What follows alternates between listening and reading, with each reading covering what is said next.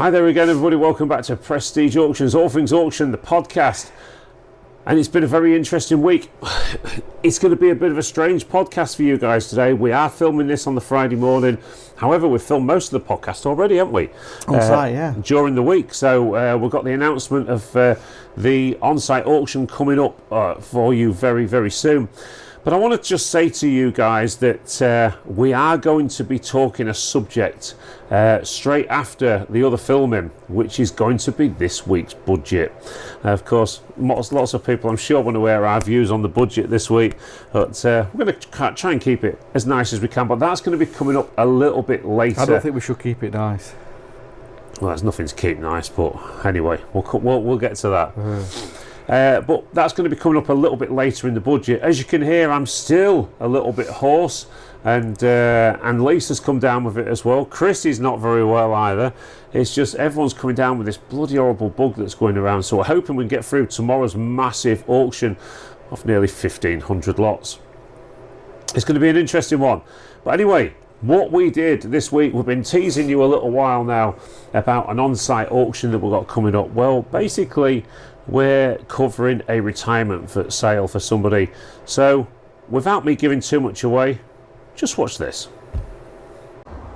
Hi there again, everybody. Welcome back to Prestige Auctions, All Things Auctions, the podcast. We're doing another on-site one for you today, and we've got a great place that we've been talking about for weeks, telling everyone about this amazing on-site auction that we're going to be doing in Grimsby, and here we are.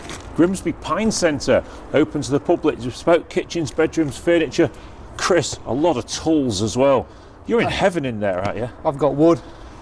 You've got wood. I've got wood, have you got wood? I wondered why he's walking like that. Thing is, the Grimsby Pine Centre has been here for many, many years in Grimsby on the Coastal Estate just off Convermore Road. The reason we're announcing it tonight like this is we're going to be showing you a little bit of how we put an on-site auction together. I just want to point out, first and foremost, that this is a retirement sale. The gentleman that's run this place for many, many years has decided enough's enough and it's time to retire. And, you know, as we all get older, things don't work the way they used to, do they, Chris? Well, I don't know. So that's we're in what... midlife crisis. They still work. Do you know what? Isn't it cold? It's like Yeah, but you've not been doing anything yet. No, well, not yet, but I'm talking. I'm good at that. You start moving that mud mouth around. always stays warm. Moving that mud around. Listen, by the end of this podcast tonight, what you're going to have is a good look round what we're going to be selling at this fantastic auction, and this is going to happen very, very quickly. We're doing 2 days lotting up now. We've also got 1 day's viewing to do, and the auction is going to take place, I believe, somewhere around the 10th of December. It is based in Grimsby, of course, for anyone that was that's coming from away. It's cold, isn't it? Yeah, it is very cold. Yeah. Jaw's not working properly, but it's all solid pine furniture and stuff. This is going to be a huge day. This one, isn't it? But the great thing is, we're doing this a little bit different. Even though we're going to do the viewing down here, the actual auction is going to be at Prestige. Yeah. A little bit of a thing as well, the items won't be able to be picked up on the day of the auction though, because the owner is away for a couple of days, so we are going to be announcing all that in the catalogue. Good access, good pick-up access for some of the bigger stuff. Yeah, and the great thing is as well, after this podcast finishes tonight, the catalogue's going live on Easy Live Auctions. After this podcast, you're going to McDonald's? Absolutely. Right. So anyway, we will sort of show you around things as we're going around through the day. Lots of work to do. Lisa's already a little bit concerned we're not going to get it done in the 2 days lotting up that we've got. Tool heaven, this is. But there's so many tools, so much heavy machinery, so much pine furniture, and so much of this gentleman's life that is spent the last 2 decades or so running this business and having his great... And there's a few antiques in there as well. Yeah, there's a few antiques in there as well as Lisa. There's the Grimsby Pine Centre has been here a long time. We've got kitchens, we've got tables, we've got all sorts, but we will show you those as we go through the day. So anyway, let's crack on with it, Mitchell. We'll see you all very soon. Fan coming. So basically, when you walk into one of these on-site auctions, this is what you met with. Lots and lots of stuff to sort out. There's Lisa there, trying to keep warm. You've got all sorts of pine furniture. And what I can say about all of the furniture that's in this place is it's been extremely well made. The gentleman that's been running this place for many, many years knew exactly what he was doing, knew how to make good furniture, knew how to make it solid. and most importantly, knew how to make it last.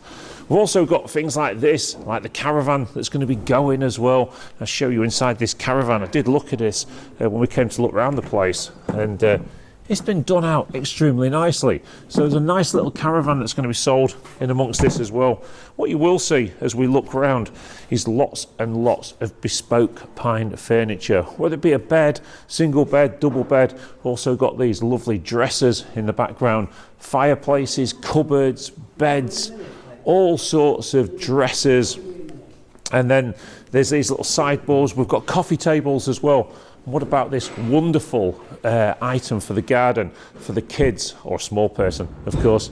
This lovely, I suppose you could call it a Wendy house, but it's more like a log cabin. And if you look at it here, again, all bespoke made, extremely nice, but it's large. Now, of course, all these things can be picked up and taken away. Eddie's Removals are going to be working with us to do removals all over the UK. So if anybody wants prices to get stuff shifted down south or into Leeds or wherever you want to be, then we can do that for you as well.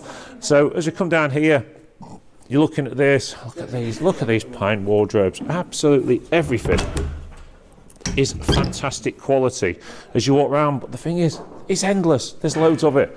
These wardrobes here, 1, 2, 3, a 4-way wardrobe. I mean, you're gonna need a big room for that.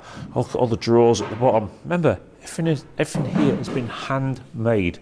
You know, this isn't sort of your mass-produced crap. This is really good quality gear. As you come into here, more pieces of furniture that's all going to be sold. We've got these wonderful dining tables. Now look at these chairs as well. Big, solid wood chairs. You know, this sort of stuff here would have been extremely expensive at the time. We've got kitchen islands as well. And then we've even got solid pine kitchens. As you come around, look at that piece there. Look at that, what a wonderful bit that is there. Some have even got built-in ovens and so on. As you come down here, another massive kitchen island, and then we've even got stuff down here as well. So anyway, I'm going to walk up this way now to where there's Tom as well. Tom, how are you feeling today? Wonderful. Pleased to be involved in the podcast today, I see. As we've got lots to do. We've got 2 days to get this done. Lisa thinks it's not enough, but we shall see. So just as we come into this area here, quick look in here. Again, everything you see around you has got to be sold, has got to be done. Here's Chris. Chris is already busy and around, trying to get stuff done. Sniffing glue. I'm sure that's not the right one. Either sticks better. Anyway, as you come, apparently. A table full of gear. A table full of gear. So Chris, when we're on a job like this, what are you up against here? I mean, we've just walked into this like they've just finished work for the day. They have. I mean, look, there's like bottles of pork, dinner, bits of sandwich, leftover tools, just everything's as I left it. Going to do is make tables full of interesting bits and pieces. I mean, it's hundreds and hundreds and hundreds, probably thousands of pounds worth of gear on this table already. Yeah, so it's going to be well worth having a look at. Yeah, I think the way is fill the tables up full of interesting bits and the tools separate. There's just so much gear on here. Any kind of woodworking, you try a massive sort of stuff, it costs you thousands and thousands. Yeah. I mean, these sort of sales are always a bit of a shame, aren't they, when somebody's spent the years doing stuff. We've got to hit this so hard now, today, tomorrow. But age catches up with you, doesn't it? And you have to pack up your business and... Yeah, I mean, it's a shame it's going to come down to, a couple of days of sale, but, I mean, it's just, wherever you look... There's gear. There's gear. From years and years. Yeah. So what are these? Are these jigs? Are these called jigs? Yeah, dovetail jig, a commercial one. And we've got pillar drills and all sorts of wiring, of course. Radial saws, band saws, grandfather clocks. Chris is doing his best to get this cleaned up for you. This is a big job. And tidied up. We've got a big job on, so I need to crack on and get the walk round done so I can get helping, or someone to get moaned at by Lisa. Lots of industrial machinery in this, whether it be saws, planers, DeWalt stuff like this. Look at this one there, what a piece that one is. And as you come around here, there is just so much machinery in this place. The place is huge. It is a humongous place, and we've got a lot of stuff to get sold. We've even got computers and things, all of this here. You can of course see all this as we go on through the day, but every place has got a little hidey hole at the back as well. We've even got wood stores down here, look, that are just full of fantastic wood. You know, wood's not cheap anymore. We all know that after COVID, that the prices of wood went up massively. So when you're looking at all this kind of stuff, look at that. I don't even know what half of this stuff is, I'm going to be honest with you. You know, we're going to take a lot of leading to get this done. We've even got some big clocks in here as well. Let's come into the back rooms. You can see there's more furniture. Some of it got started and never got finished, as you can see there. And I would say it'll be the same in this room here as well. Yeah, more work in progress stores and stuff. So again, all needs selling, all needs to go under the hammer on auction day. As you come down here, what about these? Look, cupboards full of planes and all sorts of tools and things there. As you come around this way, you've come into the other side of the building. Let's just have a look down here, see what we've got. Down here, wood stores. So lots of reclaimed wood as well. And a lot of this would be a few quid to buy as well. More machinery, some sort of thing up there, who knows. As you come up here, more stores. We've even got a kit of drums, not quite sure where they've come from, but a kit of drums, and then all of this pine as well. It's all been worked, even a big fan up there, big trolleys as well. Everything's got to go, everything's got to be sold. As we come through here, we look into the wood stores, we look down the building, look how long it is. We've got doors, old doors as well. Lots of industrial machinery. Now I can tell you that we're not taking control of the outload of this stuff. Once you've purchased it and paid for it through Prestige, you'll be coming down here and they have got access to fork trucks and things, I understand, but we're not involved with that one. As we come around here, more machinery, more of this reclaimed wood as well. Big barrows, old haberdashery unit down there as well. And as we come down here, I mean, just look at this wood. How good is some of this wood? Absolutely amazing reclaimed wood from salvage and stuff, and sort of stuff that would cost you a fortune now. So there you go, that's just a quick overview of the building. You can see we've really got our work cut out over the next 2 days to get this one lotted up. It's Wednesday already. This should be going out on Friday night. It's going to be an interesting week. We'll catch up with you a little bit later and see what else is going on. Chris, what exactly are you doing? Just tested the merchandise. We're supposed to be lotting up. What you got hold of there? I'm lotting up. Shall we say? So it's 11:30 now on day one. I'm out of breath because I've been doing stuff. Coming down here, and Chris has been working extremely hard in this area here. Basically putting lots together, so table full of equipment, various ladders and things, various dovetail jigs, there's radios and goodness knows what else. Thing is, when you come into one of these sort of size auctions where you're doing it on site, there's somebody's life here, there's somebody's whole business and everything wrapped up. They just have their stuff every day like they're going to use it. So when we come in and we've got to sort it all out, well, that's where Chris comes in and does stuff like this and starts putting stuff together into lots. Of course, we're lotting up in the other room at the moment, and basically we're sorting out descriptions, sizes and things, and photography. So all this stuff, when it goes online, we're going live straight after this podcast actually, people can see exactly what they're up against and what they can buy. It is a lot of the time when people come to these online auctions, or don't even come to the online auctions, they never even visit the premises. They just literally look online, decide what they're going to bid on, and then head down on the day to pick the stuff up or afterwards. Chris, where are you?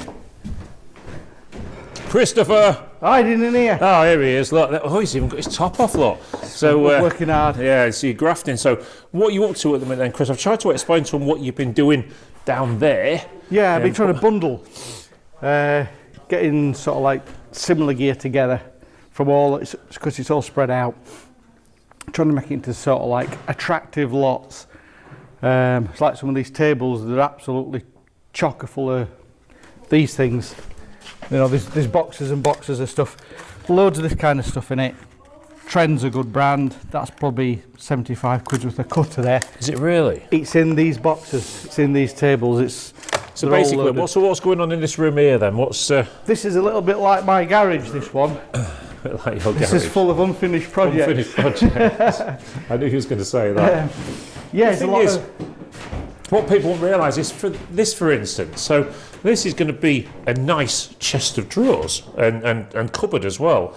So you've got the drawers and the cupboard all in solid pine, but no handles yet. So this is literally how they're going to be sold, isn't it? Yeah. So people are going to have maybe some projects on the hand. Yeah, some of it looks like there's enough to complete it.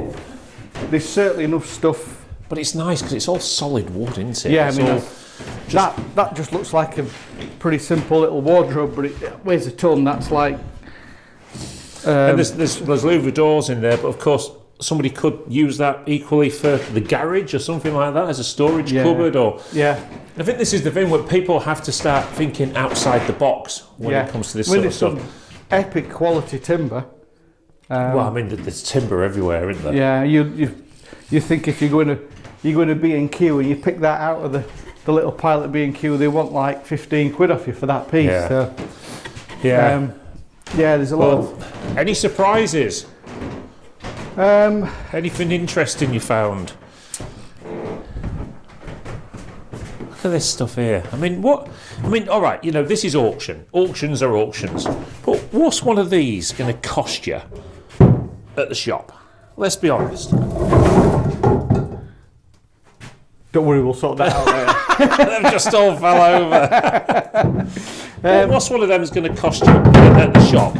Oh God, let's be honest. They're all off now, look. 30 quid?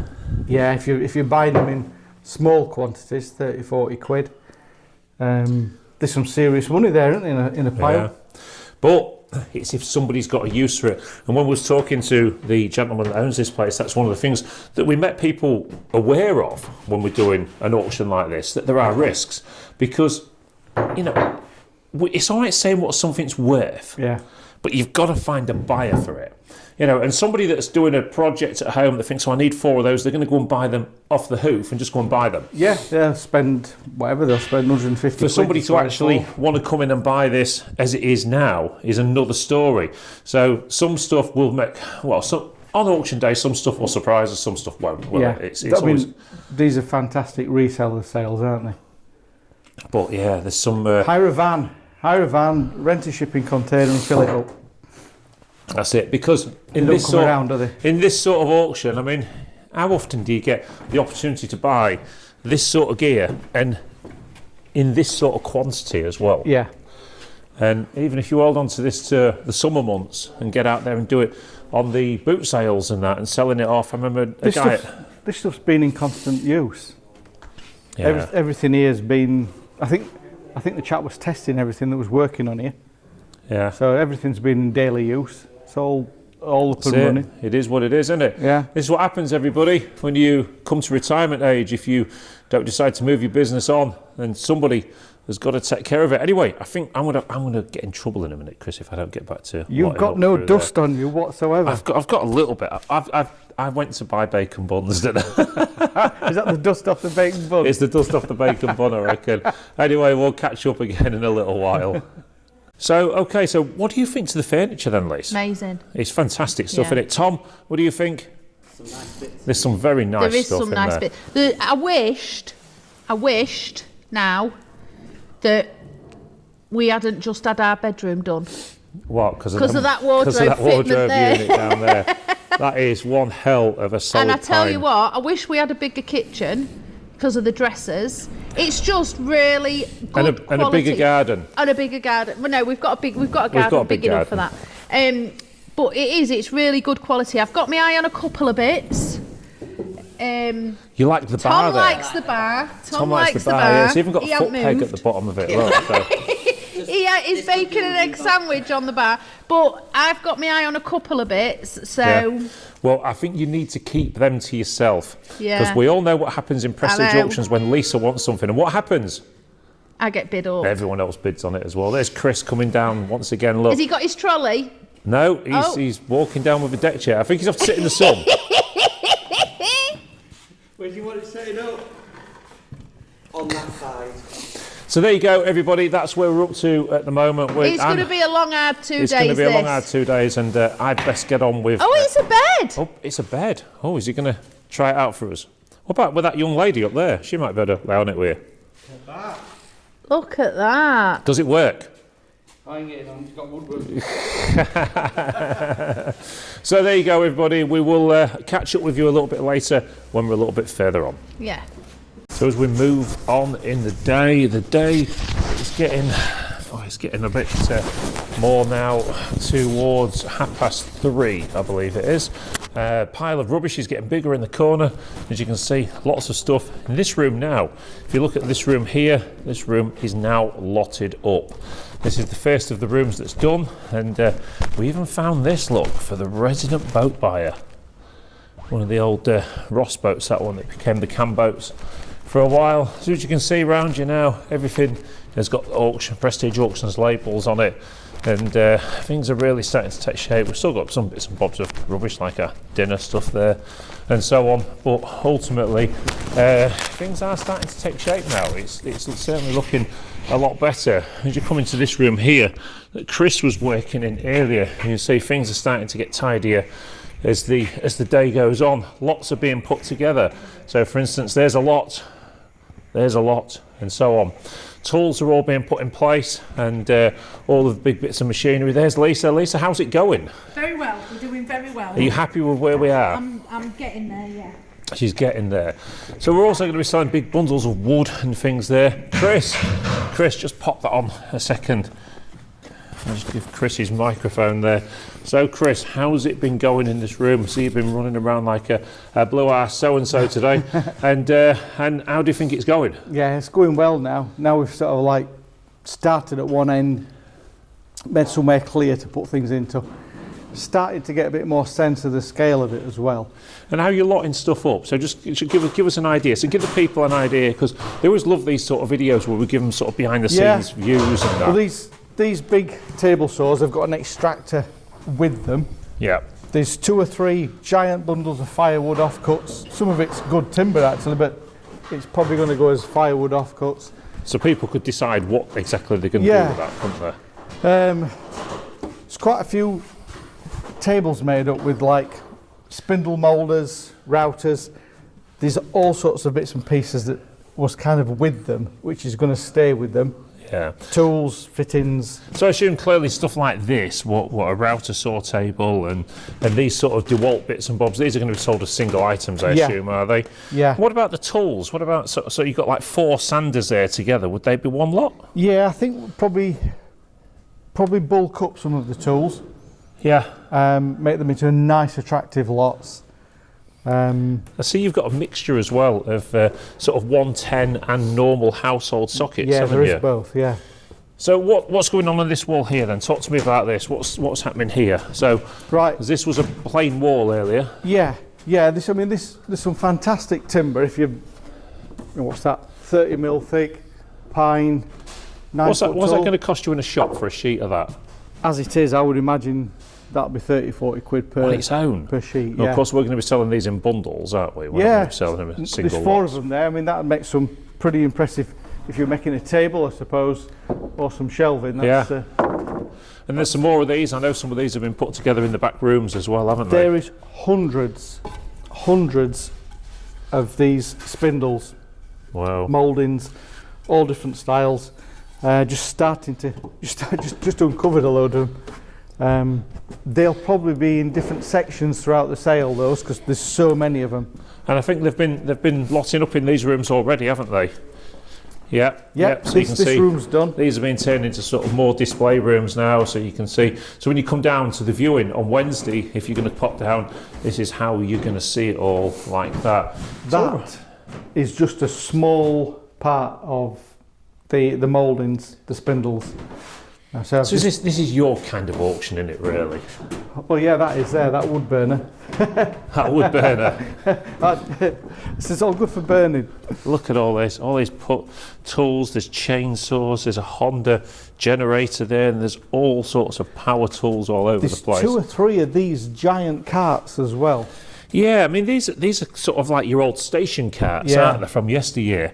Yeah. Where people, and of course, a lot of people use these on allotments and things, aren't they? So the customer base for this auction is not just industrial, is it? No, there's a lot of domestic stuff in here. But next door in that room, there's some even bigger machinery. This is where the industrial stuff is. This is where it's going to get interesting tomorrow, isn't it? There is hundreds and hundreds of reclaimed, what looks like pitch pine, roof joists. There's all sorts, and then the weight of it. Yeah, that's proper timber. But hey, it's getting there, isn't it? Yeah. I mean, we're heading towards the end of day 1. I mean, what time is it? Let's have a quick look at the clock there. 20 to 4, so we've got about an hour and 20 minutes to go before we call it a day for today. But there's plenty to go at still, isn't there? Look at this beast. What is it? It's a planer, but it's a multi-station. It does all sorts. That's a massive bench planer. Circular saw at that side, rip saw. Imagine that's heavy. Yeah. Mind you, Eddie's been and had a look today, and of course we pointed out, anyone that's watching this around the UK, Eddie's Removals are more than happy to give quotes for stuff to be moved anywhere in the United Kingdom. So we will be advertising their telephone number for you to be able to give them a ring directly rather than through us, and they will be able to give you quotes on getting stuff shifted around. So I think we best crack on with a bit more, aren't we? Yeah, just a little bit more to do. And then see where we go. So here we are as we're heading towards the end of day 1. It's 10 to 5 now, planning to finish it at 5 o'clock. As you can see, the room has taken shape in many places. Lots of storerooms from out the back have been emptied out, and I must say that Chris, Lisa and Tom have done an amazing job. I can't stand here and say I did any of it, because I didn't. But there you go. It's all of these are going to be sold as lots. So it's going to give you some ideas of the way stuff is being sold at this auction, and of course it'll give you all a good idea of what you're coming to look at on Wednesday if you're deciding to come and look at this auction. As you look around now, more lots have been put there. Look, the main lotting up of this room is actually going to take place on day 2 of lotting up, so all woods and things like that. So much gear everywhere you look, but the biggest surprise I'm going to show you is in this room here. So as you can remember earlier, this room was a bit of a mess. And of course, the team have been in here this afternoon and they've started getting it all sorted out. So from the reclaimed wood, everything now is starting to look like it's in the right place. There you go. So look at all this floor space here that was all cluttered up with stuff earlier. The haberdashery unit's now been moved. This is how quick the team move at Prestige to get these sort of jobs done. They get everything sorted out, everything into position, everything into places. You can see here, problem we've got down here. Look, there's Lisa, look. Anyone that thinks she don't do out and just sits in the office all day, you are entirely wrong. So, Lisa, how just hold on to that. How has it gone, do you think, today? Oh, really well. Yeah? Do you think we've made good headway? Oh, gosh, yeah. I was just saying what a great job you 3 have done this afternoon, getting this stuff shifted. Nothing. I'm saying nothing.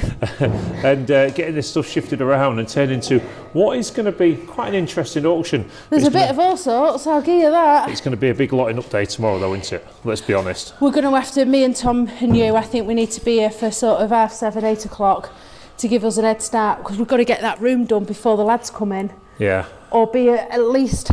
I think we're pulling young George in tomorrow as well, aren't we? To give us a hand, because we need to be away early tomorrow. So, but ultimately, you know, the room is looking absolutely fantastic. So, anything else to say, Lace? No, just that we've worked our little backsides off, us 3 today. Me, Chris, and Tom. We have worked hard. Well, I count you. I was here. You was here. That's all I'm saying. I had a lot of phone calls to deal with, and I supplied lots of food. You have, yeah. You have catered drink for us, I'll give you that. I did do some photos. You have, yeah. I did do a bit of lotting up. I did. Yeah, but when it comes to the manual work, you just sort of disappeared, Yeah, didn't well, you? I'm not good at that, am No, I? Let's you're be honest. not. No, let's not be honest. beat Anyway, around the bush. No. let's have a quick chat It's with Chris. a good job me, Chris and Tom know what we're doing, though, because I just don't know where your head was at here, Chris. What do you mean you don't know where my head I was just at? don't understand how you thought we could just walk in and lot up. Oh, I thought it'd be dead easy. Anyway, How was your popcorn? the popcorn was lovely. Thought it was a vape I'm then. sure 1 or 2 pictures may have been taken of me having a 2-minute break. The only one I got 2 today, minutes, to be 2 fair. minutes. So, Chris, what do you think? How do you think it's gone today? I think you did really well getting the milkshakes in before the tax went up.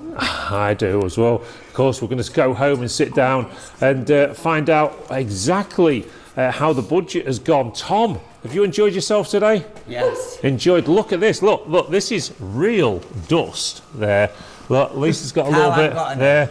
I'm lathered, as you can see there. I'm sure the team would tell you different, but I think all in all joking apart, you certainly broke the back of it today. I think physically, tomorrow's an easier day. Yeah, Yeah. Yeah. Yeah, I think it is. yeah, You do? yeah. Tomorrow's physically an easier day, but there's a lot of lotting up to do, isn't there? There's a lot of lotting up to do, and there's a lot get on of with wood that. sorting to do. Yeah. The thing is, considering this is an on-site auction, say from going into the premises this morning, which today is Wednesday, we've got tomorrow Thursday, the catalogue's going live Friday. The podcast is going out Friday night as well. No, I just from think you just set us unachievable the targets filming from sometime. it. And of course then viewing next Wednesday and the auction the following Wednesday. Do you know what? I think under my leadership, you lot do really, really well. I don't think there's any leadership. It's called a 3-man team here. Anyway, Hurry up, this is getting heavy. Yeah. listen, we- it's nearly we 5 are o'clock. busy. It's nearly time to go home. It's not. Okay. It might be for them too, but you ain't going home yet. Okay yeah, then, we've got plenty of right. work to do. We'll see you all tomorrow then. I've So seen here we it, are I've again, seen everybody. it, yeah. Day 2 of lotting up this fantastic warehouse, workshop, whatever you want to call it. Yeah. It's an interesting start. This morning, me and Lisa was here at just before 7 o'clock this morning to try and get this room lotted up, which we've achieved already. And then the team came in. Tom, who's filming at the moment. We've got George in today as well as Chris. we've got- So when you have we look got one around you, underneath that? No, what it's one. problems do we That's come two. up with when it comes to jobs like this? Well, here's Three, a is big it? problem. That one there then. See this? 'Cause it's a very Four. dusty environment. All the numbers start coming off. So we've now had to start chalking onto things, look, chalking the numbers on just to make sure. Once we get the pictures done, so we can see Right, what, so that's a pile. what lot it is in case the number does come off. So when you look up here, for instance, all these piles of wood, a lot of this was changed last night. Because I've got a confession to make, to be fair. Last night I showed that clock there, not realising it was an hour fast. I'm like, come on then guys, are we off? And we started an hour to do. Yeah. Anyway, so as we come down here, you know, all this sort of thing here, all these have got bits like this, you know, your sticker's going to stay on. One of the things you're constantly up against is stickers falling are. off items. Look, there you go. Look, there's a prime example, 251 there. We So have, hence mate. why we have to go around and chalk things up as well. Lisa, how are you finding things this morning? One. We're all right. Should we just have a random pile? Yeah. Let's do that random. One more room, but it's a big room, isn't it? It is. One, It two, is a big three. room that we're doing, and just stay still. It Yeah. is a big room that we're doing, and anyway, I think we need to go and have a look in there, don't we? Because last night after we'd It's not ready yet. no, That's four. showing as it's going along. So, as we was talking last night, I just said I was an hour out on my clock, wasn't I? Because that clock was wrong. So we did get quite That's a bit a done. So random one. let's look in that room and see what's going on in here. So of course we've got Chris down here. So Chris, tell us what you're doing then. Well, Is George under there as well? George is down at the back. George, just get under there. Look, George is at the other end of there. Look. He's got the glamorous end. So what exactly are you doing here, and what are you lotting up? They're fairly well sorted now from this random pile into various sizes. Measured and marked up. So they're all piles of 5. Sizes are 13 to 14 foot lengths. And then we've got the size of them 7x3s. And what is this all reclaimed wood? Is All reclaimed roof beaming. it? It's heavy, isn't it? This is heavy stuff, yeah. I mean, it's... You did a bit of research for us last night online on this. What sort of stuff is this selling? What sort of price is this stuff selling for online then? It's pretty average, you know, about £3 a foot on... £3 a foot? Yeah, on these sort of like 8x9s. These 9x3s, 7x3s, so... I mean, these are not all similar sizes to sort of railway sleepers, are they? In terms of the thickness, and then of course you'd cut them down to size. Yeah, I mean this one here, these are the thicker ones, and these are about 9x3 inch. So these are good for gardens, I would have thought. If you that's the point I'm trying to make here. Is it's not just about industrial use. This is it. This is, you know, whether you've got a woodworking shop around the UK or whatever. Yeah, you could use it for that, but also. There's a lot of use for normal gardens, I suppose. Yeah, I think that's probably where they'll mainly be used. Some border projects and that. Okay. But these are the shorter lengths. Down at the other end there's sort of like 15 to 20 foot lengths of the same stuff. Yeah. And of course you're having to chalk on all these because, I mean, even though we will put a sticker on, it'll be pointless because it's not going to stay there, is it? Yeah, they're all in 5s.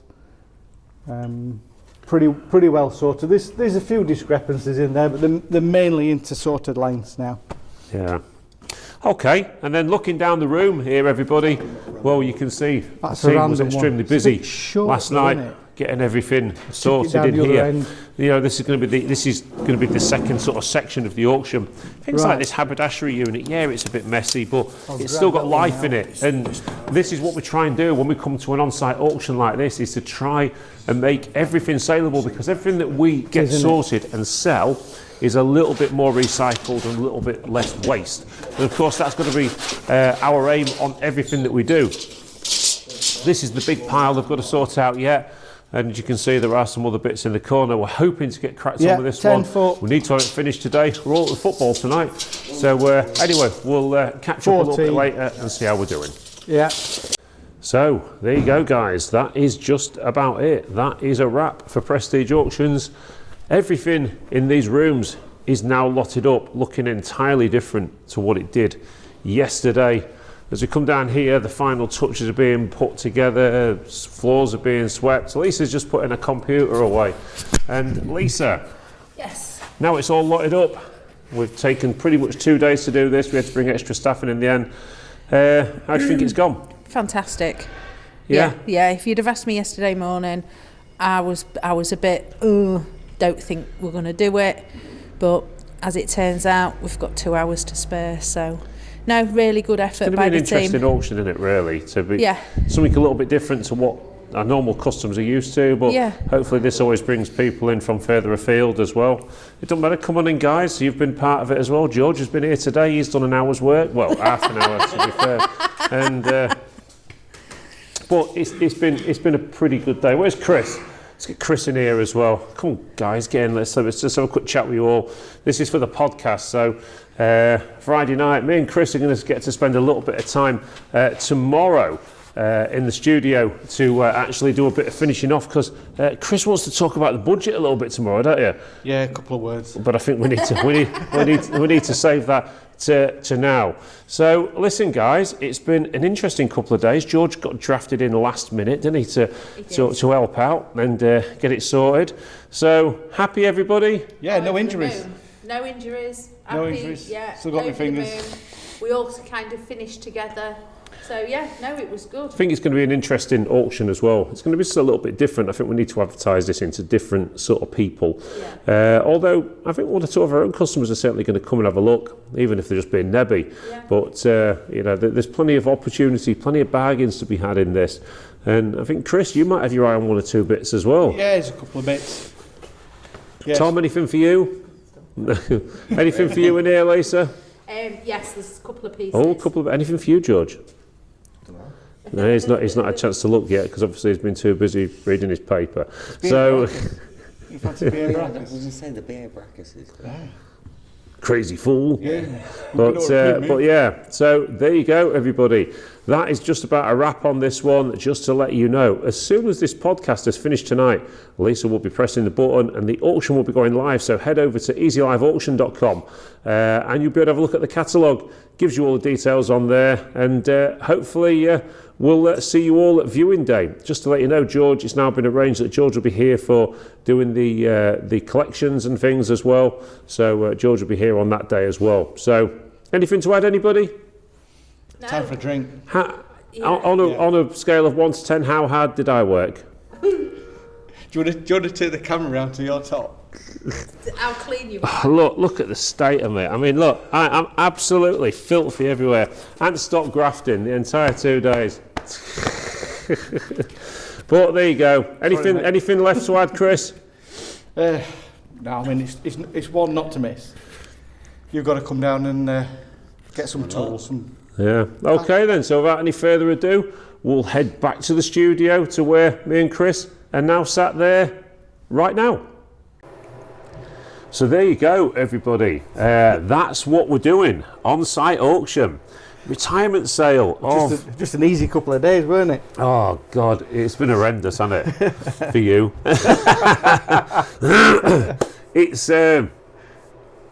It's one of those ones where you go into an on-site auction when it's almost like a closure of a business, even bankruptcy to a degree, but when somebody's retiring and you can see in their face they really don't want to retire.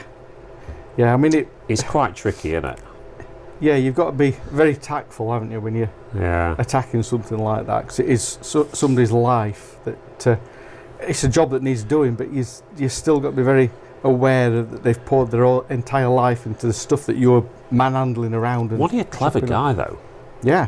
Or isn't he a clever guy, should I say? Some of the furniture is just the stunning furniture, the pine furniture, even the pieces that are not been finished, I mean, they're just made to such one hell of a standard. The quality is unbelievable. I think that people really should get involved with this one. Obviously, there's the machinery side of things, which is a different level, but when it comes to the furniture, I mean, that bank of 4 double wardrobes, that pine one. I mean, you need a house, some of them kitchen islands. You need big houses for some of this stuff. But what about the Wendy house, the log cabin thing for the garden? Superb, isn't it? I just think it's going to be an interesting one. Don't forget, everybody, like we pointed out to you several times during that video, the viewing is next Wednesday. Times to be arranged. I'm not quite sure what they are at the minute. Lisa's sorting that. It's 9 till 4, did you say? Yeah. I think? Yeah. And some of the stuff's quite big, and we can get. Is Eddie doing deliveries? Yeah, Eddie's removals are doing deliveries, but you will need to speak to Eddie's for prices on that one. And he's going to be delivering across the UK as well, so if you do want to get involved with the bidding, and of course, I can tell you that the catalogue will be, well, I think I've already told you in the video, but the catalogue will be launched as soon as this podcast is finished tonight, so you better go over to Easy Live Auctions, as long as I've got everything done that I need to get done today, because I've not done any of it yet. But what have you been doing? Well, I've been here. We had a nightmare getting to work. Anyway, get onto Easy Live Auctions, start looking at them, get registered for this one, and get buying. There's some fantastic stuff in this one. So, another on-site auction for Prestige, but with a difference, because we're going to be doing the auction at the auction room. Yeah. That's a huge sale, isn't it? Yeah. It's been a lot of hard work for you guys, hasn't it? Yeah, it's putting things into lots that are attractive to buy. A good buyer's auction. Coming from the tool side of things, the hardware, the tools, it's a good buyer's auction. Yeah. There'll be not many opportunities to buy this sort of equipment. I think even the wood. The wood, yeah. Wood, I mean, wood, as you pointed out to me, wood's not cheap anymore. No. Not after COVID, everything sort of went up post-COVID, and now you're looking at, big lots of wood like that. Somebody can either make some money or save some money. One of the things that we talk about quite often here at Prestige Auctions. So just very quickly, last week's auction was a bit of a strange one. First time I've not done an auction aftermath. I've been so bunged up with this bloody cold, and it doesn't seem to be getting that much better, if I'm honest. But it is what it is. But the auction was what it was. I couldn't really talk about the auction because I didn't really know much. It set off a bit slow, didn't it? Sold the cars though. Yeah, but I think the first 100 lots, there was not many people in the building. No. There was some fantastic buys on that first sale back. Again, that's a good buyer's Did you buy auction. much?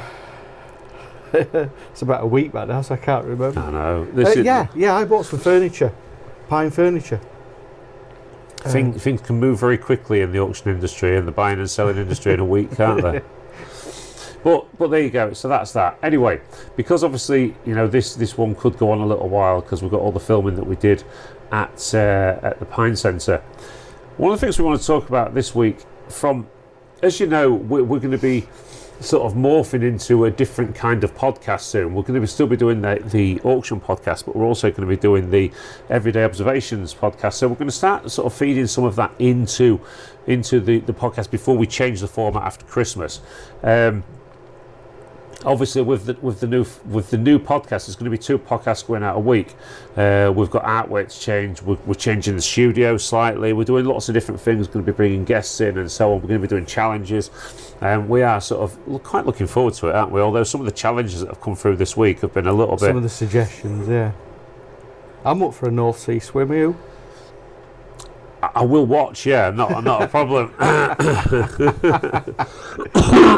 So is it the first one across the shipping lane to Hull? Yeah. Hull. There's no H in Hull. But one of the things, of course, we wanted to talk about this week because it's one of the things we've spoke about all week while we've been lotting up this on-site sale. Of course, the budget was on. Everyone was a little bit scared of this budget because they weren't sure what it was going to do, and especially for normal buyers and sellers, normal everyday people, household everybody. people, Yeah. and of course us as a small business. Well, a lot of people have been holding back, haven't they? Because of the scare stories. Things have been a bit stagnant, really, for probably a couple of months. People have been holding back. You can't blame them, can you? No, they don't know what's coming. Although, of course, along comes the budget. To be fair, though, I find this appalling. From any government, Conservative, Labour, whatever, yeah, why are we finding out so much before the budget? I remember years ago, you didn't find out anything till budget day. Budget day, you found out a lot. Now all of a sudden, they seem to trickle all this stuff, and then the OBR, is it, that made that balls up and basically told everyone the budget before it had happened. I find it appalling. These are the people that are telling us that our digital ID will be safe for them. Yeah. And that's obviously not true. That becomes worrying in itself, doesn't it? Yeah, I mean, the civil service, they've obviously got major problems. I sit and watch some of the budget while I had a signal. It went off after a bit, but then I've sort of sat and watched it all afterwards, and I can't see anything in the budget that's good. There's nothing for business. Nothing for business again, but there seems to be plenty for. I've got to be careful how I word this because it was certainly a welfare budget. What I don't get, what I'm struggling to get my head around, is how can somebody who's working full time, earning £1,500 to £2,500 a month, how can they be taken from them to be given to somebody who doesn't work and is receiving £3,000 to £4,000 a month? That's just the wrong way around. Thing is with this government, maybe not just this government, maybe other governments, I don't know, I haven't looked into it too deeply, but it always troubles me when a politician turns around and says we need the working people to give a little bit more. Yeah. But you're not asking the non-working people to give a bit more. So I just want to put something straight out there, first and foremost, because I don't want to sound, because I know the grief I'll get online, I don't want to sound like I'm having to go at people that need welfare, because I'm not. I've been there myself. But let me put this question out there, and I'm putting this out there to everybody. When people are claiming welfare, do you know anybody, just out of interest, that's claiming welfare that maybe shouldn't be? Yeah, and I think if they're asking people to step up and do their bit for the country to help us out of this mess. I think what we should be doing is maybe sort of like asking those people to give something up because they are claiming something that they shouldn't be. If somebody can go out and spend £1,000, I know people who've gone out and spent £1,000 in the last 2 months on toys. Luxury goods. Because the government is handing them money hand over fist. They've got that much money coming in that they're having to spend £1,000 a month on toys for themselves. I actually watched a thing last night, and again, leaving myself wide open for loads of abuse here, but I was actually watching a press conference with Reform last night. And Nigel Farage was talking about something that I'd not really give a lot of thought to. He wants to raise the tax thresholds to £20,000 to make work more appetising. Yeah. Because while we live in a country that makes welfare more appealing than work, people are going to claim welfare. It's an option for people now that's better than working. And you've got influencers, I was reading about this week as well, on TikTok and stuff, that are actually sat there online advising people how to scam the system. Yeah, yeah. I mean, one of the things that should stop this is if it was not cash money that was put in the bank, if they were actual physical food vouchers or vouchers for things rather than cash money. Because it's not been... I always thought that welfare was meant to be, especially unemployment benefits and all this, it was meant to be a stopgap to help you out until you got back into employment. Yeah, not a lifestyle choice. But and here's my issue with it. I know too many people, and I could name lots, I'm not going to, but I could name lots and lots of people that I know that are, in my opinion, wrongly being able to claim welfare. My uncle spent his whole life, from 19 years old, with a disability, quite a bad disability. He was in a wheelchair a lot of the time.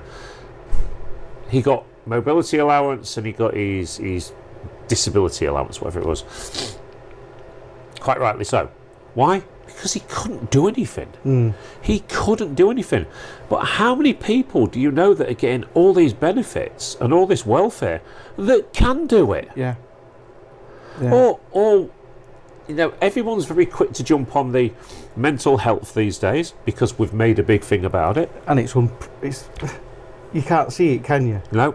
You can convince a doctor into giving you a sign-off for something. They're trying to find all these things which you can talk a doctor into giving you a label for, and then all of a sudden the floodgates open. But here's my thing, right? And this is from somebody that's worked since there was, well, this big. Why? What makes you want to sit down at home all day and do nothing? Yeah. Or play games, or just roam around, or watch telly, or... They'll never get out of that cycle. Because once they've got into that... I don't get it. They'll never get out of it. But what I don't get even more, and keeping this on the lines of the budget, is why our governments, and it's not just this government, it's the governments before as well, continuously fund it.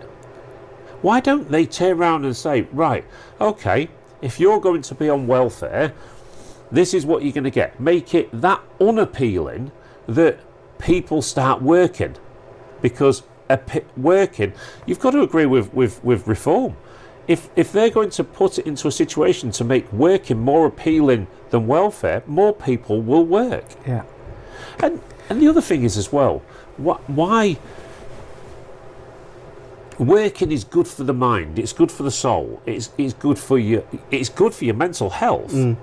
Sitting around and doing that all the time, and you know, and doing whatever you do at home is not good for your mental health. Getting out, being amongst people. A lot of the mistake here is this is not a government. I've looked into it. I mean, people can make their own minds up, but I would say to people, go away and research this. This is not a government.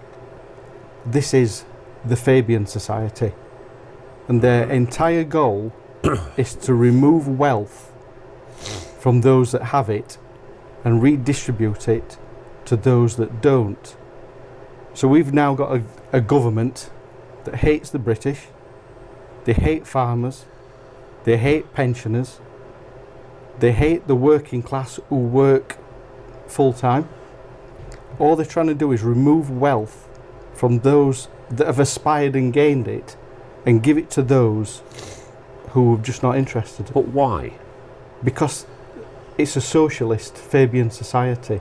That they believe everybody should be equal and everybody should have the same amount, but they can only take it from those that give. And small businesses are the ones that produce growth in this country. Civil servants don't produce any. I know they do a job, but they don't produce any growth for a country. This government is trying to stop growth because that's how the Fabian society works. Dependent. I always find it quite troubling that anybody that does well in society, we hear this story in budgets and things all the time about wealth taxes, and it's always the people that haven't got a great deal that are going, the rich should pay more. But the thing is, the rich already pay more. They already pay more taxes. They are the employers. The big corporate people are the ones that generate wealth to generate jobs, that pays the taxes, that pays the benefits. See, the socialists and the Fabians will tell you that trickle down doesn't work. But it's what makes a country tick. If you've got no inspiration, you've got no growth.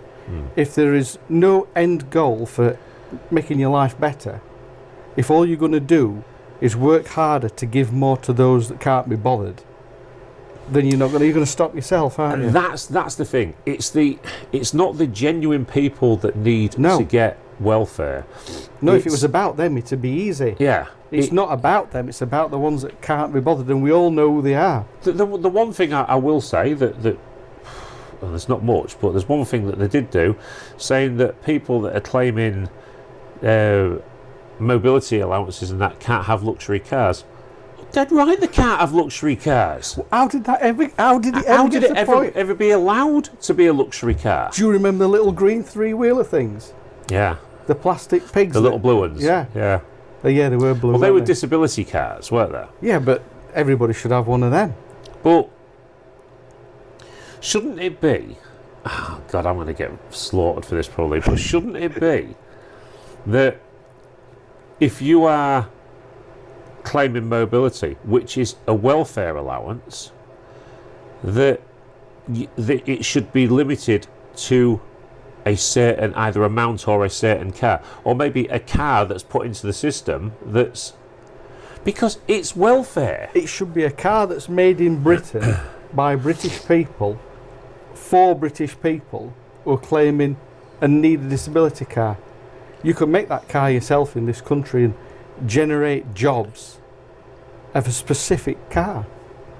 Do you know what? I mean, I don't want to make it sound like I'm going to go at people on welfare, because I'm really not. I just.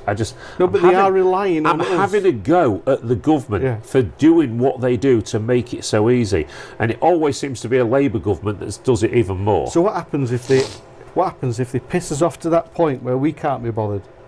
Yeah, and then everyone stops. It stops. Because what they've got to remember is when they're having a go at the people that are the employers, I mean, let's face it, they've done absolutely nothing for me as a business. Nothing. I can't see anything that they've done. No. They've made things harder for us. They're making cost even higher. They're increasing the minimum wage again. Would you employ youth now? Well, there's a good thing, because I'm on the fence with this one, Chris, because as an employer, we don't pay the minimum wage to people underage, that under the age of 21. Yeah. Because I am a big believer that if George comes in here and does a day's graft the same as you, why should he be paid less? It's no different, is it? I have an issue with the minimum wage as a whole, because, again, you're not, by putting a minimum wage in, you're not inspiring people to do better. And a great example of that was the factories. You could see it was coming when I was managing in a factory. You could see it coming as the minimum wage. I came through the days before the minimum wage and then after the minimum wage, and every time where you had a supervisor there and a manager there, by the time I left it was more like that. Yeah. So factory floor, supervisor, manager, until you get to the point where the factory floor is going, here's the thing I've got to do. Do I want to spend 40 hours a week with loads of stress, loads of hassle and getting my ass kicked all the time for an extra 20 quid a week? Yeah. No, I don't. When it used to be an extra £80 a week, it was, I can cope with that. Yeah. And you're stopping people wanting to go on. That's worked across the board, hasn't it? Kim had that within care. Yeah. It we're talking like a few pounds difference for the stress levels. Yeah. And the responsibility level. Yeah, you're also making it very, very difficult for people as well. When it comes to, well, it's very difficult for employers because, okay, right, I'm getting loads of crap at work. I'm just checking, I'm going to go Asda's. I'm going to go to Tesco's, I'm going to go and fill shelves. It's the same price, it's the same money. Yeah. And self-employed people now have effectively had a pay cut. Yeah. That's how it works now with this minimum wage. The thing is as well, so we're all watching the prices go up in society massively. Yeah. So they're going to put minimum wage up, I think it's 50p in April, something like that, 50p an hour. To a lot of people sit there and go, oh, that's not a lot, 50p an hour. But it is a lot to a small business when you've got a few employees. So all of a sudden, how are you going to manage paying that extra money? Which to you, to an employee, it's 50p an hour. To a business, it's thousands of pounds a year. When you add all the hours together to all the employees and the holiday pay and everything else, and then, and do you know what? I'm lost it now. Right, the one thing that gets me more than anything is when that, I don't want to say it, when our Prime Minister turns round on the news last year and says, we've given everybody a pay rise. Oh. We've given everybody a pay rise. What did Keir Starmer contacted me and said, hey Carl, there's a couple of grand to pay your staff a bit more this year. It's cost me money. Yeah, we've given everybody a pay rise. You cheeky git. How dare you? What did he do? Did he give all them train drivers a pay rise? Then they're all on strike again. Oh, he gave all them a pay rise, yeah. There's no terms and conditions. Doctors. Honestly, when I hear a politician say, we've given everybody a pay rise, in actual fact, what have they actually done? Let's put it in layman's terms. So they've kept your tax brackets there. They've extended that until another 3 years. 2031, was it? Yeah. Something like that. So every year that they're putting your minimum wage up like that, or wages up, you're paying more tax. The only people that are making more money off this is the government. See that all the courier companies instantly, all the courier prices have gone up overnight. Every knock-on effect. Well, every time you there's two things you can increase that are going to affect everybody: fuel and wages. Yeah. Because they're the things that affect every single thing that we do, everything that we make, everything that we process. And you look at this and think to yourself, well, yeah, I'm getting an extra 50p an hour. But okay, so you're getting an extra 50p an hour, so that's an extra 20 quid a week, yeah, on a 40-hour week. So you get an extra 20 quid a week, right? But you're now going to start paying more tax. So let's say that takes, I don't know the figures off the top of my head. 20%. Let's say that takes a fiver off you, yeah. So that's now down to 15 quid a week. They're going to probably take a little bit of national insurance on that as well. So that's now down to maybe 13 pound a week. But the wages have gone up. So all your food's gone up. Yeah. Your fuel's going up. Your household bills are going up. Are you any better off? No. Who's better off? The government. Only the government. Because they're claiming more tax in. I think we all kind of predicted this when they was giving so much money away in COVID. Yeah. But again, how many people know people that ripped that off as well? Well, the only reason that they've done this huge welfare budget is because of the mumblings in the backbenchers, isn't it? Yeah. The Labour Party was about to split. They were about to kick Starmer out. They've just done it to keep the backbenchers quiet.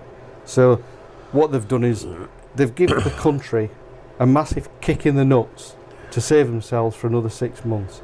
Well, did you May elections? Did you see Beth Rigby's interview with Keir Starmer in Yeah. Derby yesterday? Yeah. I mean, I give her a due. She ripped into him, and he tried talking over her all the time. And here's another thing that, you know, I mean, I want a government to say the one way of making a country better is to increase its productivity and its growth. Yeah. If you increase those, everything will get better. Yeah. And that can only come from our sector. But that's not happening. What they're doing is just saying, "Oh, we'll charge them more," and I mean, look, we'll ask you for a little bit more. So, no, I don't want to give it. So the alternative is you retract. I just find it. Do you know what? If I was set up a petition for the government, I wouldn't, because I can't be bothered. But the one thing I would say is this, and let me know in the comments what you think to this. I think politicians who work for the people of this country should be made to give direct answers. Yeah. If it's a yes or no answer, it's yes or no. We don't want all the gaslighting in between. We don't want all the... I watch question PMQs and that. It doesn't matter which party's in. They're all the same. Yeah, yeah. And when I watch PMQs and somebody asks a question, never gets answered. No. I mean, Keir Starmer's the bloody worst for it. He can't answer a question. He's the worst of all time, I think. You cannot... And they won't come on TV interview shows, will they? No. That's another one of the Fabian tricks, that is the constant gaslighting and the hiding from the public. But even worse in this budget, they've used the old Tory trick of burying bad news. Trial by jury.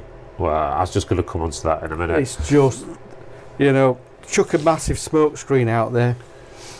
But we'll come on to that in a sec. But how many people, leave it in the comments again, how many people are actually sat there at home feeling good about this budget? And I would say anybody that's working is not. The people that we know that are trying to run a small business, little one-man bands, self-employed, there's nobody out there that's jumping up and down thinking this has been the thing is as well, year. Chris, we as a small business like we are the ones, like many other small businesses, that are out there trying to make things better in the community. We're trying to do the recycling properly. We're trying to do everything properly. We're paying our VAT. We're paying our taxes. We're employing people. And what is our government? What is our government doing for us? Nothing. All they're doing is putting obstacles in the way. I just feel it makes you feel worthless. Has there ever been a year where something's got easier? Every single year, every few months, there's a new bit of legislation, a new charge. There's something different comes in. There is no incentive to push forward. So that's that. And then, of course, the other one that came out in the news this week that's wound everybody up, and certainly wound me up, is, and this is getting like China and Russia now, trial by jury. One of the great things about this country is that, and let's use some great examples recently. So, the lady that did the Facebook comments, or the Twitter, Lucy Connolly. So, and others. It's not just Lucy Connolly, and others. From what I could see on the news, don't quote me on this, but from what I could see on the news, anybody that was like, oh my God, I've took it down, I've apologised and all the rest of it, and just pleaded guilty to make it easy, all got long prison sentences. The guy that said not guilty and went to trial by jury, not guilty. Wasn't he the Labour politician that the throat slitting fella? Well, yeah. He went to jury. Yeah. But here's the other thing. So I think he went down originally, didn't he? And then let him out. Was that right? He got off with it, yeah. But think about this. All them judges, or whatever they were, handed out these long prison sentences to these people. I'm sorry, that would never ever have happened for a normal offence like that. No. So somebody was leaning on them to do that. Yeah, it's a in my political opinion. decision. In my opinion, someone was leaning on them to do that.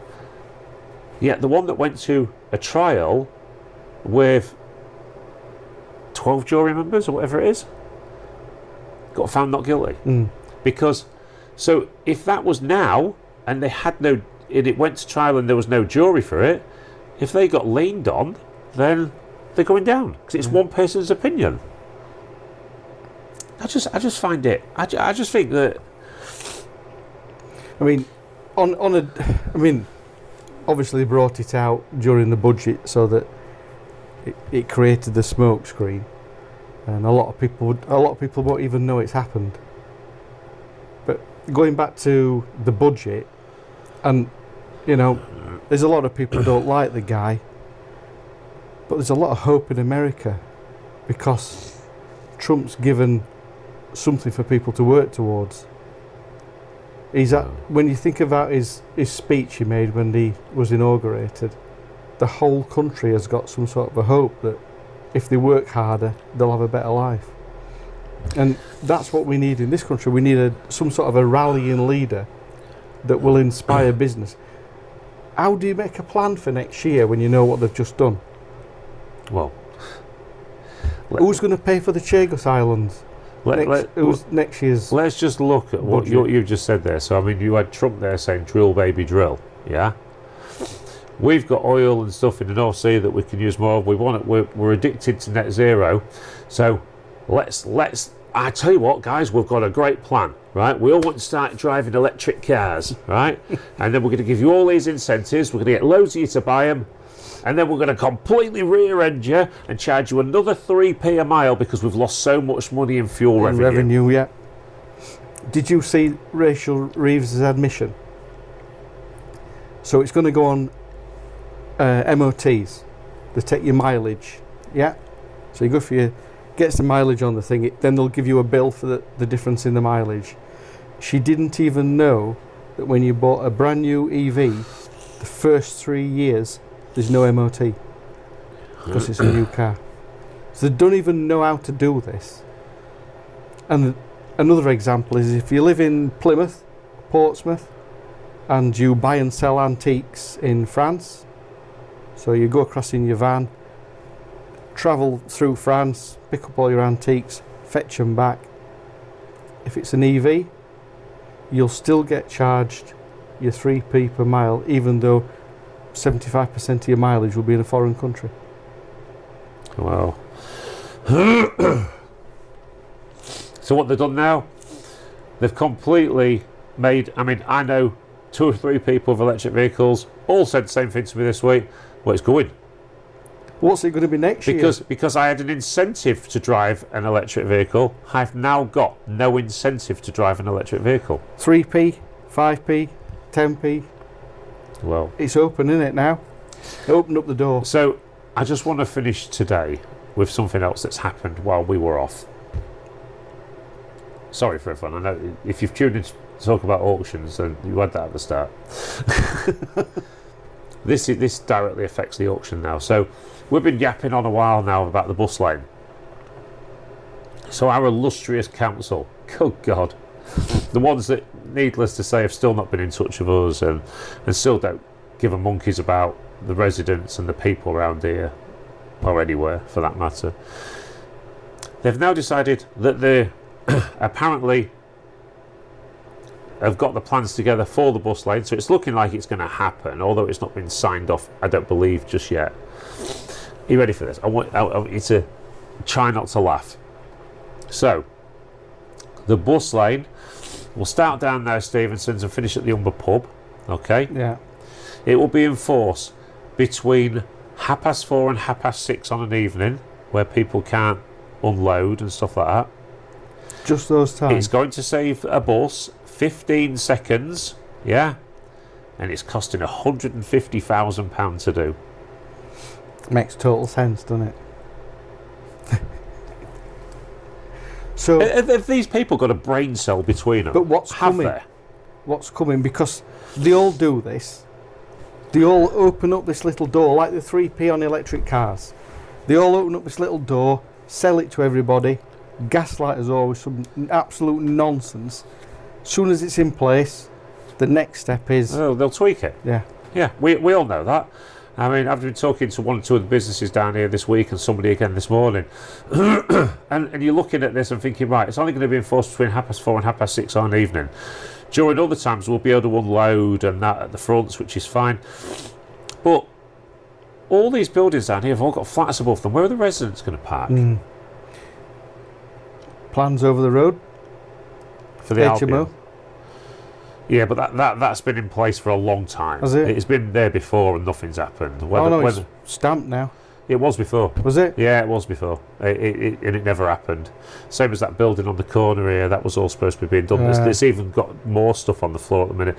So when somebody gets hit with a bit of flying stuff, and the council did nothing about that either. I've tagged her in a couple of Facebook posts. So if anything happens with that building falling on people, they've been told they should be liable for that. Here's my issue now with this new proposal for the bus lane. So they want to put it in at the front. We can't unload between 4:30 and 6:30. We can kind of work with that. They're going to put the back here in Acton Street, loading bays. I can work with that. That's actually quite good for our business. They're going to give customers 2 hours free parking in the car park. I can work with that.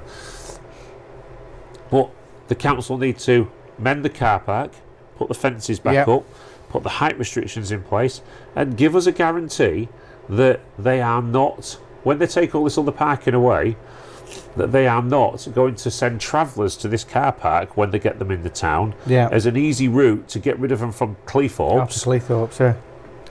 Because if they do, they will effectively close every business in this area for the duration of them being here. Yeah.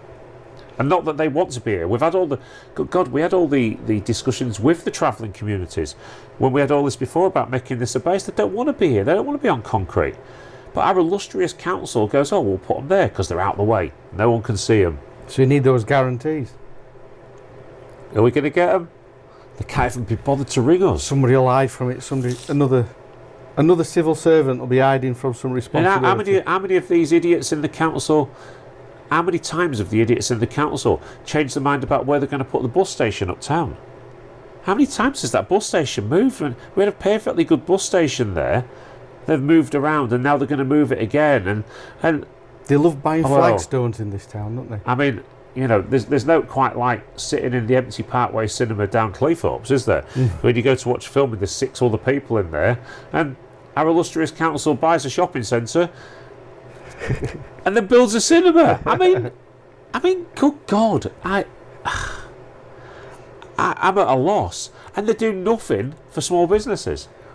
What we should do is we should go and get us disability, take us money, build his own cinema screen in his room, because we all need them. I mean, I know a couple of people with monster tellies. Well, look, there's one good thing about a cinema uptown for some people. You can drive up there in your luxury car.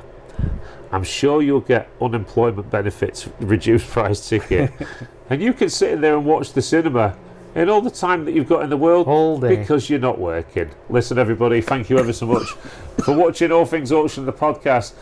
We don't try to offend anybody, so if we have, we do apologise, kind of, but listen, everybody, we say these things because these things face us head on as a working community and a small business on a day-to-day basis. When we're out there trying to do our best for people, and we just seem to be absolutely up against it all of the time. Do you know, this week, when you think how hard we've worked this week, and you think of all the stuff we've shifted, all the things that we do, and why people are closing businesses down, there are weeks where you question things, aren't there? Normally we're like super buoyant about stuff, but there are weeks when it kind of like just finally gets to you. Just gets to you because you're trying to do your best, and there's other people. I mean, you must have seen some of these people on Facebook and TikTok and the rest of it that are on benefits and goodness knows what else, wrongly, in my opinion, sat there taking the piss out of us. They're laughing at us.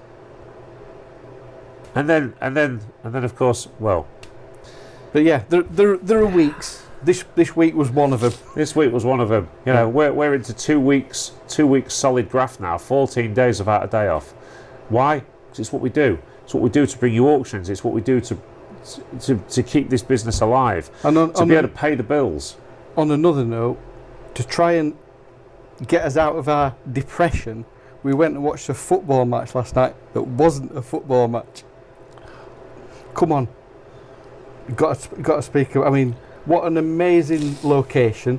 What an amazing night of... So Prestige basically sponsored Grimsby Town's football match last night for a bit of advertising and so on, which was quite nice. And we took all the staff down there and give them a bit of a night out. And they looked after us. And Grimsby Town Football Club were amazing. Unfortunately, the football wasn't that good. But that's football, I'm afraid. It wasn't 90 minutes of football, was it? Well, no, but then this is the... Look, I've been here before on this. This is the problem with football these days. See, I have an opinion on this as well. I think football should be played to the clock. Every time the ball goes dead, clock stops. So people are getting the 90 minutes of football that they're paying for. Yeah.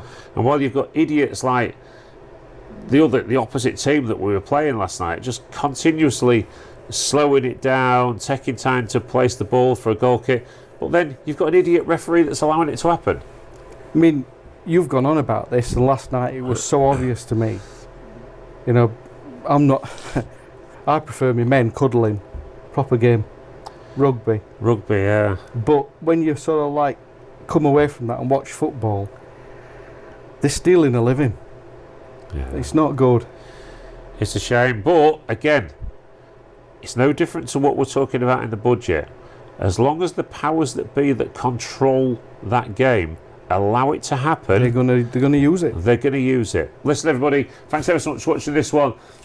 I hope you've enjoyed it. It's been a little bit different, this one. I hope you enjoyed looking at the behind the scenes of how we're putting the on-site auction together. Do get down to the viewing for that one, Wednesday, 3rd of December. Come and cheer us up. From 9 in the morning till 4 in the afternoon. And if you've got anything to discuss about the budget, come and have a chat with me and Chris. We're always open to ideas. And maybe, just maybe, one day, our powers that be might just do something to help us out. Until next week, everybody, say goodbye, Chris. Goodbye, Chris. We'll see you all very soon at the auction.